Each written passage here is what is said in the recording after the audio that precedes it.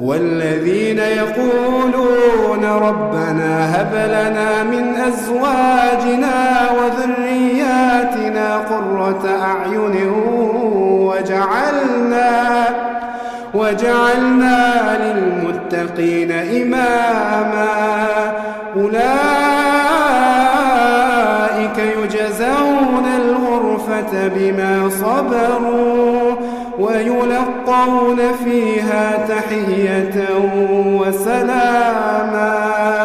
خالدين فيها